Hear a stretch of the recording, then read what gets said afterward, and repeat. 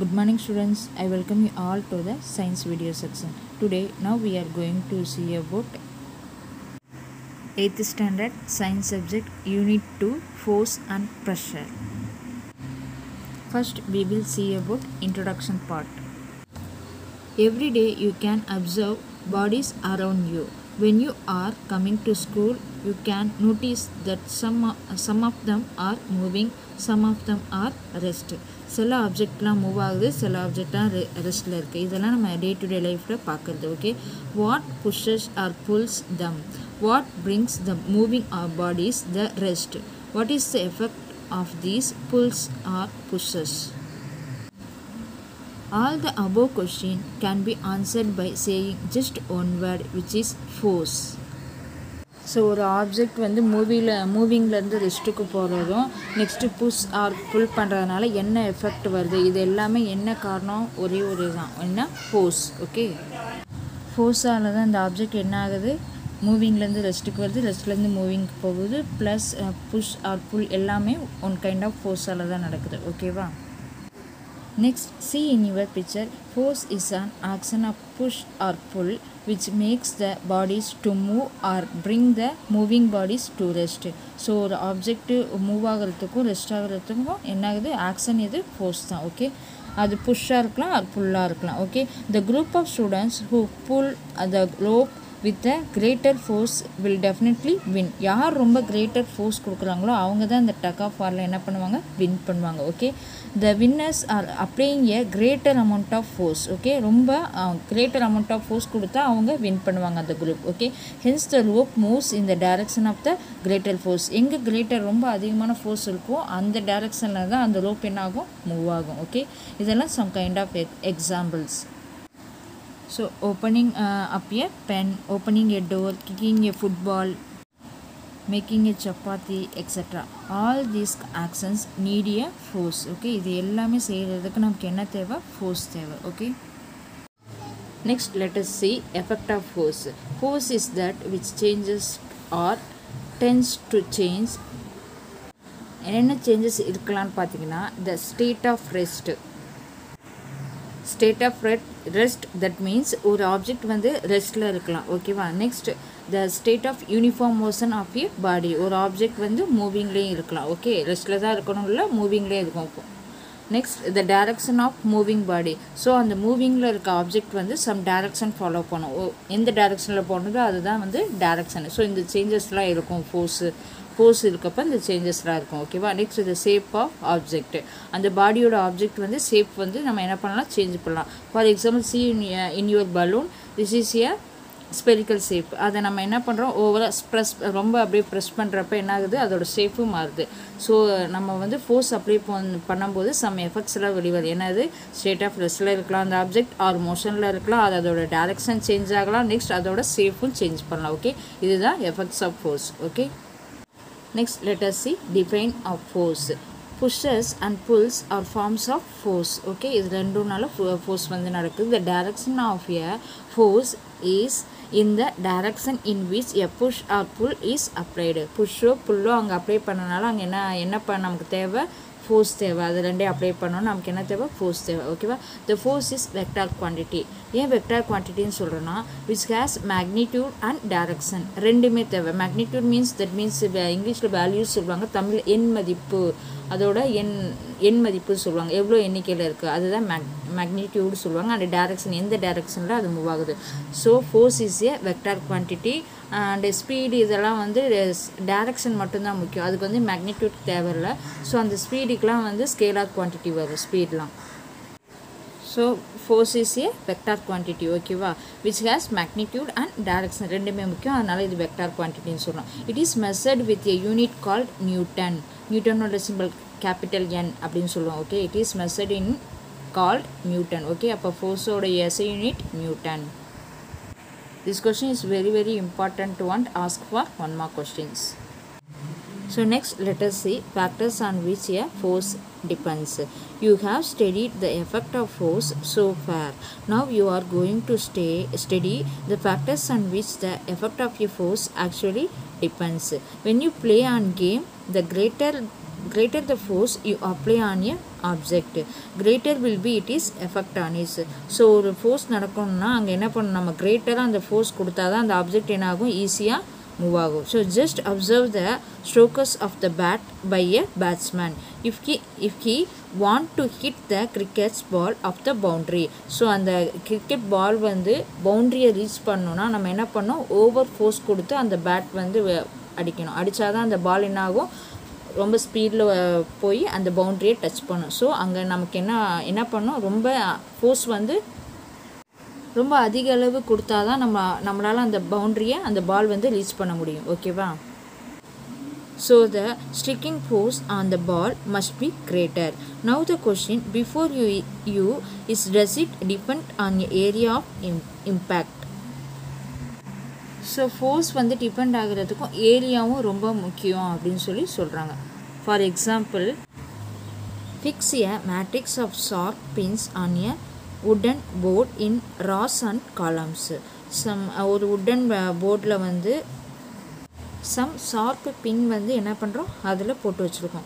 Take a big balloon, blow up balloon, அந்த balloon நல்லா பெருசாக ஊதி வச்சுருக்கோம். Next place it gently over the pins. அந்த பின் நிறையா கீழே கொட்டி வச்சுருக்கோம்ல, அந்த பின் வந்து இருக்க பக்கமாக அந்த பலூன் என்ன பண்ணுறோம், மேலே அந்த பின் மேலே வச்சு அதுக்கு மேலே என்ன பண்ணுறோன்னா place a small book on the top of the balloon. அந்த பலூனுக்கு டாப்பில் வந்து ஒரு சின்ன புக்கை வந்து மேலே வைக்கணும். Okay. will the balloon burst, will the pin prick the balloons. So நம்ம அங்கே என்ன அப்சர்வ் பண்ணுறோன்னா, if it is a wonderful sight to see that the balloon will not burst. how is this possible? இது எப்படி possible ஆகும்? பின் மேலே அந்த பலூனை வச்சுருக்கோம், அதுக்கும் மேலே சம் வெயிட் வச்சுருக்கோம், அந்த பலூன் எப்படி பர்ஸ்ட் ஆகாமல் இருக்கும்?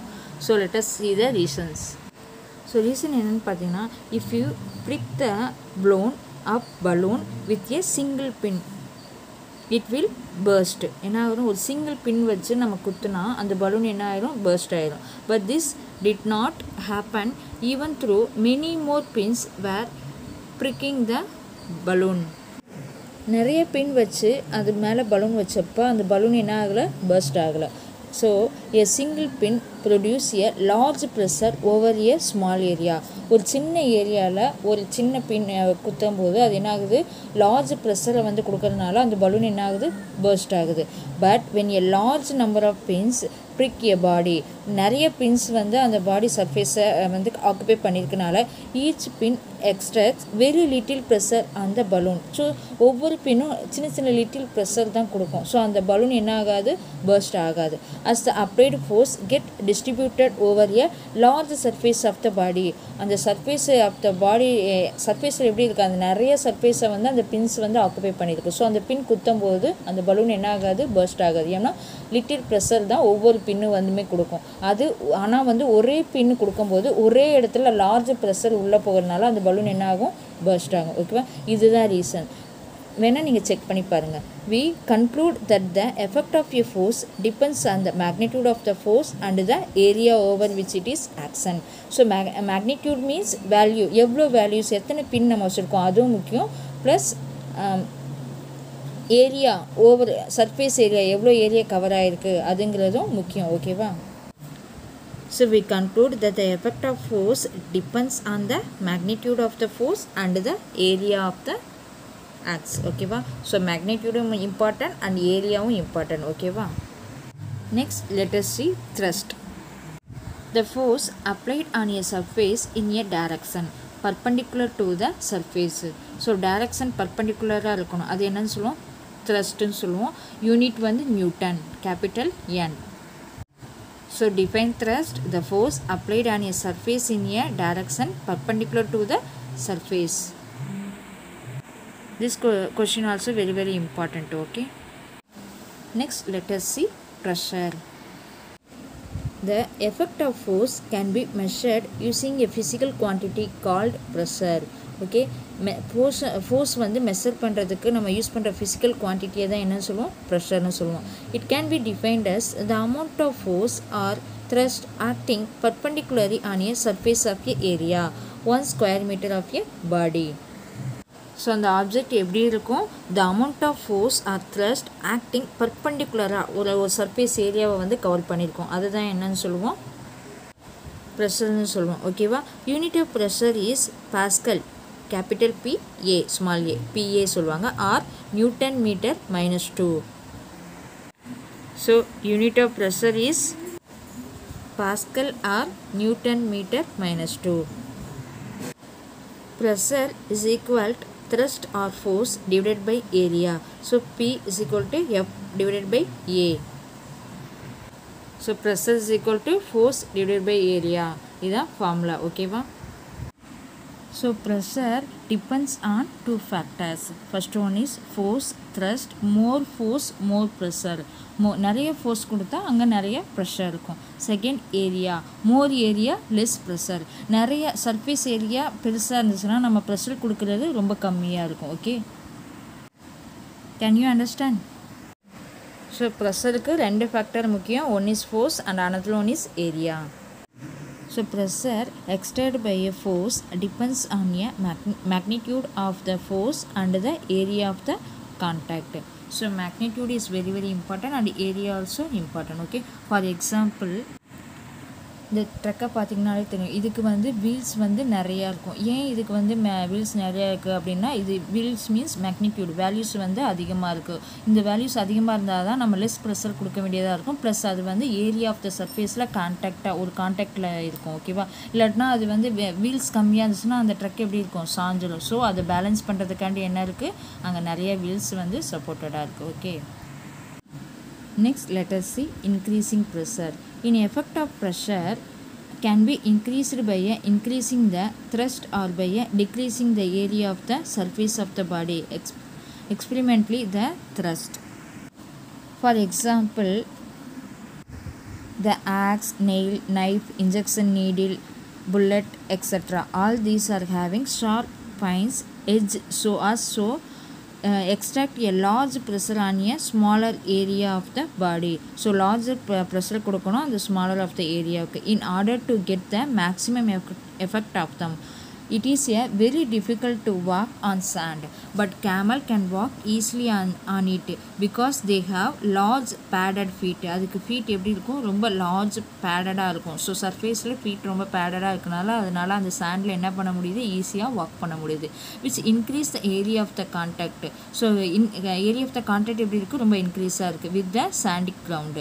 This reduces the pressure. அதனால் ரெடியூஸ் பண்ணும், ப்ரெஷரை வந்து ரெடியூஸ் பண்ணும் and enables them to walk easily on the sand. அந்த சாண்டில் வந்து வாக் பண்ணால் அந்த கேமலுக்கு ஈஸியாக இருக்கும். ஸோ ஸ்மால் ஏரியாவாக இருந்துச்சுன்னா நம்ம லார்ஜ் ப்ரெஷர் கொடுக்கணும். அதுவே லார்ஜர் ஏரியாவாக இருந்துச்சுன்னா நம்ம லைட்டாக ஸ்மாலர் ப்ரெஷர் கொடுத்தாலே போதும், அங்கே அந்த ஒர்க்கு நடக்கும். ஓகேவா. ஸோ ஃபார் எக்ஸாம்பிள் கேமல் கொடுத்துருக்காங்க. இந்த camel is very good example for increasing pressure or decreasing pressure into the area. And another one example, more number of wheels are provided for heavy goods carries for decreasing the pressure. அதோட pressure லெவலை degrees பண்ணுறதுக்கு தான் நிறைய wheels இருக்குது. thereby increasing area of the contact on the road. So increasing area of the contact ரோடுக்காண்டி அது நிறைய wheels வந்து ப்ரெசென்ட்டாக இருக்குது. ப்ளஸ் ப்ரெஷரை வந்து ரொம்ப ரெடியூஸ் பண்ணுறதுக்கு. Next, broader straps are provided on a book back from given a lower pressure on the soldiers by providing a larger area of contact that it is the soldiers. So நம்ம back பார்த்திங்கன்னா ரொம்ப ஹெவியாக இருக்கும். நிறைய book வச்சுட்டு school போகும்போது ரொம்ப back வந்து ரொம்ப ஹெவி வெயிட்டாக இருக்குது. ஸோ அந்த ப்ரெஷரை கம்மி பண்ணுறதுக்காண்டி நம்ம ஷோல்டர் சர்ஃபேஸ் ஏரியா பெருசாக இருக்குது. ஸோ அதனால் அதில் மாட்டோம்னா நம்ம வெயிட் வந்து நமக்கு என்னாகும், கொஞ்சம் கம்மியாகும். ஓகேவா. Third, it is difficult to drive on automobiles which has flattered tyres. So these are the examples for increasing pressure or decreasing pressure in the surface area. Okay. So surface of the area வச்சு தான் pressure அதிகமாக வேணுமா இல்லை கம்மியாக வேணுமா அப்படிங்கிறது தெரியும். ஓகேவா. Next, let us see pressure exerted by air, atmospheric pressure. You all know very well that air fills the space around us. நம்ம ஸ்பேஸ் அரவுண்ட் அஸில் ஏர் தான் நிறையா ஃபில் பண்ணியிருக்குன்னு நமக்கு தெரியும். This envelope of air is called as a atmosphere. அந்த envelope தான் நம்ம என்னன்னு சொல்லுவோம், கவர் பண்ணியிருக்க அந்த ஏர் கவர் பண்ணிக்க அந்த என்வலப்பை தான் நம்ம என்னன்னு சொல்லுவோம், அட்மாஸ்பியர்னு சொல்லுவோம். It extracted upon a many kilometre above the surface of the earth. நிறைய கிலோமீட்டர்ஸ் இருக்குது. Okay, all object on the surface on the earth experience the thrust or force due to the atmosphere. Some force or thrust அங்கே வந்து இருக்குது, என்னன்னு பார்ப்போம்.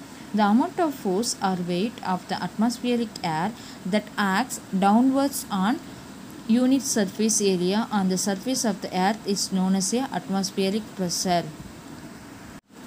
இங்கே என்ன சொல்கிறாங்க, அந்த amount of force or weight வந்து இந்த அட்மாஸ்பியர் ஏரில் வந்து நிறைய டவுன்வர்டில் அப்படியே வரும்போது சர்ஃபேஸ் ஏரியாவை ஃபுல்லாக கவர் பண்ணும். So surface of the earth is known as அதை தான் என்னன்னு சொல்லுவோம், அட்மாஸ்பியரிக் ப்ரெஷர் அப்படின்னு சொல்லுவோம். It can be measured using the device called barometer.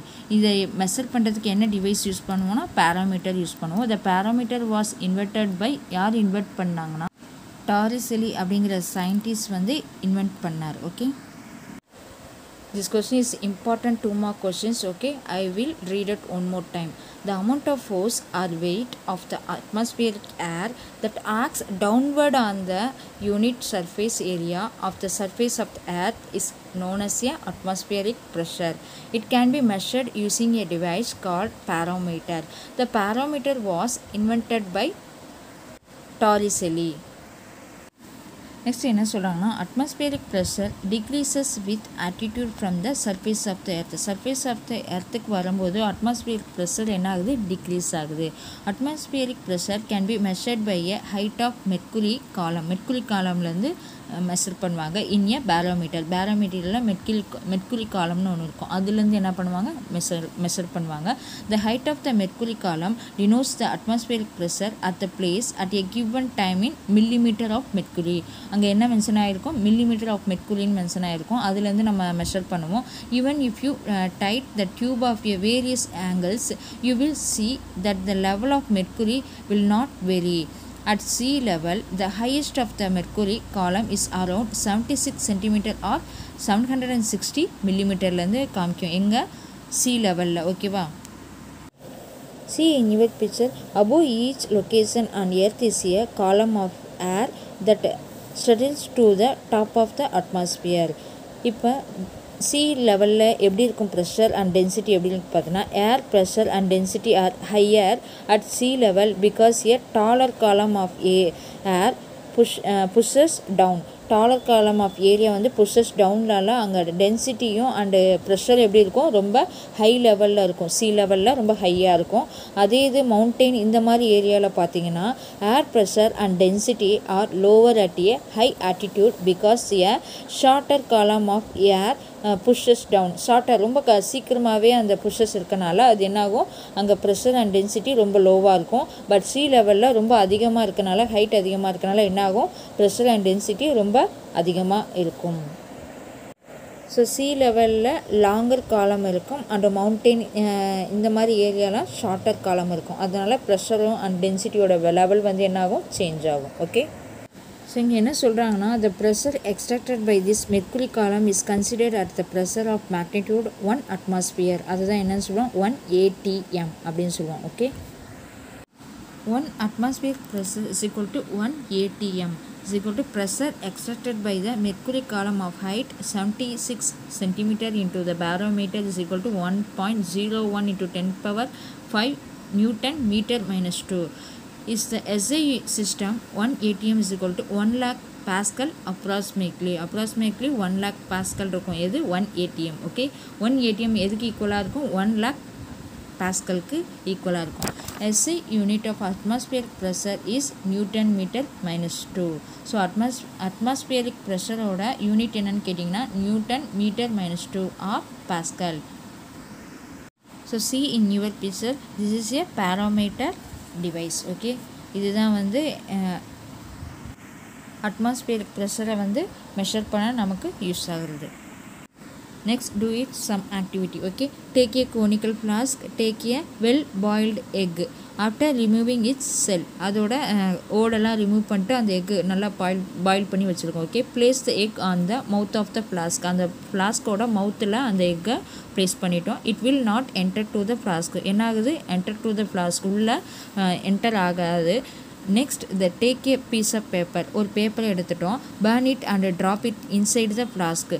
அந்த பேப்பரை பாதி பேர்ன் ஆகி அதுக்கப்புறம் பாதி எரியாமல் இருக்கும்ல, அப்போதைக்கு அந்த எரியிற ஸ்டேஜில் அந்த என்ன பண்ணுறோம், கோனிக்கல் ஃப்ளாஸ்க்கு உள்ளே போட்டு அதுக்கு மேலே அதுக்கப்புறம் என்ன பண்ணுறோம், வெயிட் ஃபார் ஃபியூ செகண்ட்ஸ் அந்த எக்கை வைக்கிறோம். ஃபியூ செகண்ட்ஸ் அது பேர்ன் ஆகிற வரைக்கும் ஃபியூ செகண்ட் வெயிட் பண்ணுறோம்.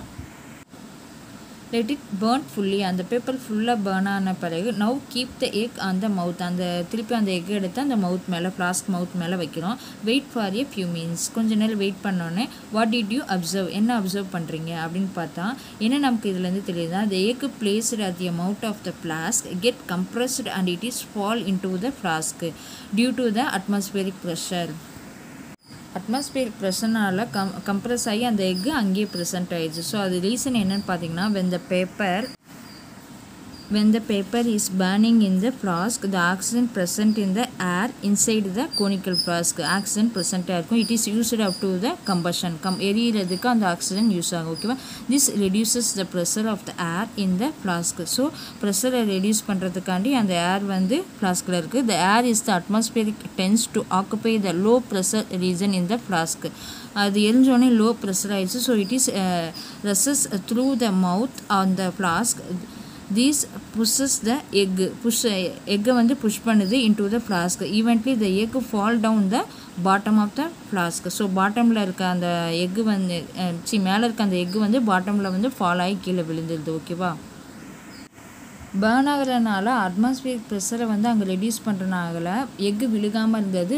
அங்கே ஆக்சிஜனே ப்ரெஷர் கம்மியாகவும் அந்த எக்கு என்ன ஆகுது, கீழே ஃபால் ஆகிடுது டவுனில். ஓகேவா, so see in your effect of atmospheric pressure, the egg placed at the mouth of the flask gets compressed and it is falls into the flask due to the atmospheric pressure. Atmospheric pressure ஆல அந்த egg என்ன ஆகுது, கீழே fall ஆகி விழுந்துருது. Okay, next let us see force and pressure in liquidல எப்படி இருக்குன்னு. You would have noticed that an upward force is exerted by water on a floating or a partly submerged body. Okay, நிறைய இது பார்த்தீங்கன்னா object வந்து float ஆகும், நிறைய இது சிங்க் ஆயிடும். எப்படின்னு பார்த்தீங்கன்னா, this upward force is called buoyant force. This phenomenon is known as a buoyancy.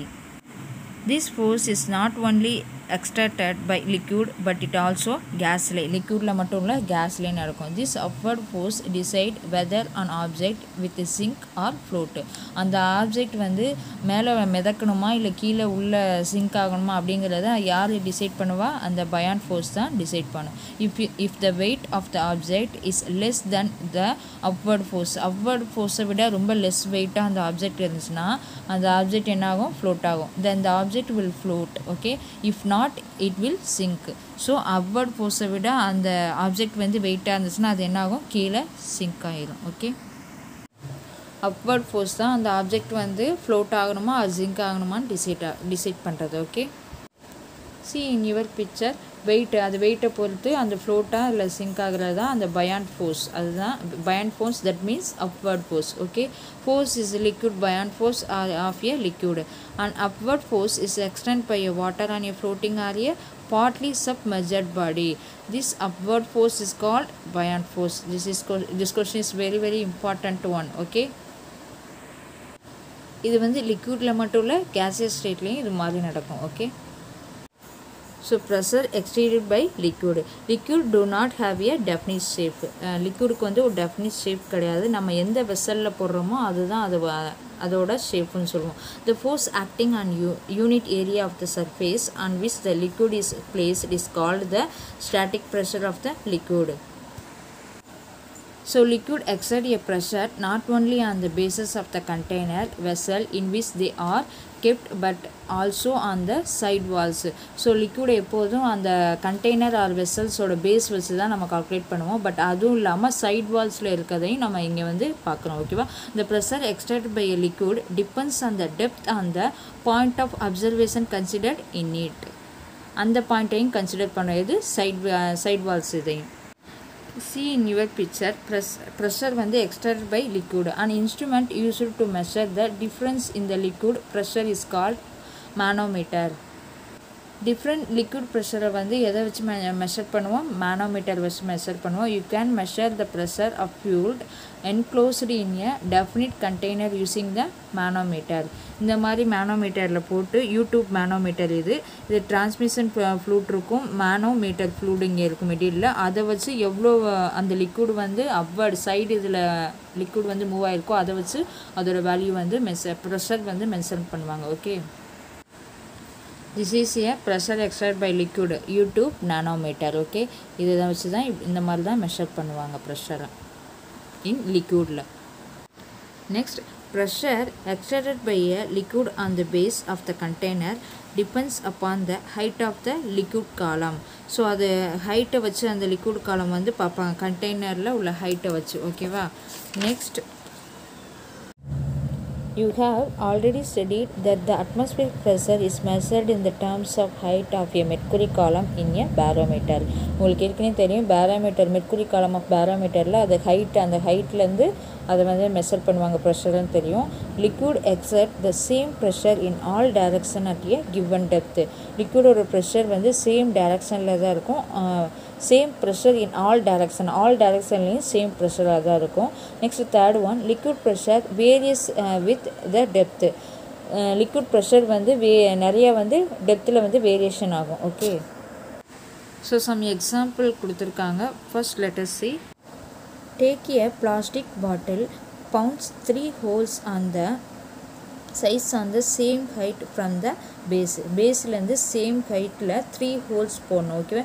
now pour some water into it and let it flow through the holes. Okay, அது வாட்டரை fill பண்ண பிறகு அந்த ஹோல்ஸில் வாட்டர் எப்படி போகுதுன்னு பார்ப்போம். Observe the flow of the water வந்து எப்படி வெளியில் போகுதுன்னு பாருங்கள். In for the water comes out from all the holes with the same force and falls on the ground and or table at the same distance of the bottle.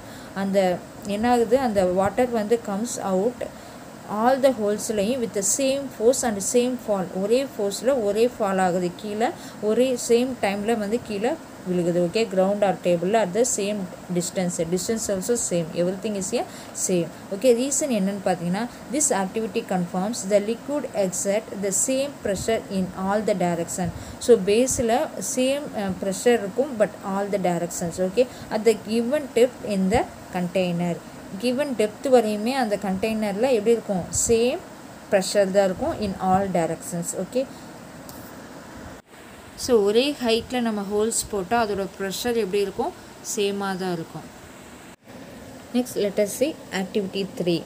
Take a plastic bottle, punch the 3 holes on it is the size of the same direction but all different height. Same direction தான் but எல்லாமே different heightல வந்து என்ன பண்ணுறோம், holes போடுறோம். Now pour some water into it and let the flow water the holes. Observe the flow of water. In front, the water comes out from the all the holes with a different force and falls on the table at point that are various distance from the bottle. So நம்ம என்ன பண்ணுறோம், holes வந்து வேறு ஹைட்டில் வந்து போட்டிருக்கனால force also என்ன ஆகுது, different ஆகுது. அண்டு கிரவுண்டில் வந்து அந்த வாட்டர் வந்து ஃபால் ஆகுற டிஸ்டன்ஸும் டிஃப்ரெண்ட் ஆகுது. ஓகேவா? Water from the lowest whole comes out with the greatest force. கீழே பாட்டமில் பேஸில் இருக்க லோவஸ்ட் ஹோல் வந்து என்ன ஆகுது, ஃபோர்ஸ் வந்து அதிகமாக கொடுக்கறதுனால என்ன ஆகுது, அந்த கிரேட் ஃபோர்ஸ்னால அந்த வாட்டர் வந்து ரொம்ப ஹை லெவலில் போகுது. And at a point that is maximum distance from the bottle, அந்த பாட்டிலேருந்து மேக்ஸிமம் டிஸ்டன்ஸ் போகுது. Next, second, water flows the topmost holes comes out with the least force and falls at the point that is minimum distance of the bottle. So டாப்பில் பார்த்தீங்கன்னா அந்த holes minimum டிஸ்டன்ஸில் தான் கீழே விழுது. ஸோ அங்கே force என்ன ஆகுது, ரொம்ப லீஸ்ட் ஃபோர்ஸ் அங்கே வந்து பெர்ஃபார்ம் ஆகுது. ஓகே, ரீசன் என்னன்னு பார்த்தீங்கன்னா, this activity conforms that the pressure is a liquid varies with the depth of the point of the observation is. So டெப்த்தை பொறுத்து அதோட என்ன ஆகுது, pressure of water increase with depth. So ப்ரெஷரை பொறுத்து என்ன ஆகுது, ஸோ ப்ரெஷர் எதை பொறுத்து இருக்குது, இன்க்ரீஸ் ஆர் டிக்ரீஸாங்கிறது அதோட டெப்த்தை பொறுத்து இருக்குது. ஓகேவா? சி இன் யூர் பிக்சர் பார்த்தாவே தெரியும், பாட்டமில் இருக்கிறது நமக்கு ஹை ப்ரெஷராக இருக்குது. ஸோ வாட்டர் ஹை லெவல் டிஸ்டன்ஸில் போகுது. பட் டாப்பில் வந்து நமக்கு ரொம்ப லோவாக ஃபோர்ஸ் லீஸ்ட் ஃபோர்ஸ் இருக்கனால நமக்கு என்ன ஆகுது, டிஸ்டன்ஸ் வந்து ரொம்ப கம்மியாகுது. ஓகே, ஸோ இதில் நம்ம அப்சர்வ் பண்ணுற பாயிண்ட் ரொம்ப முக்கியம். The pressure is liquid varies with the depth of the point. Okay, so today in this topic is over.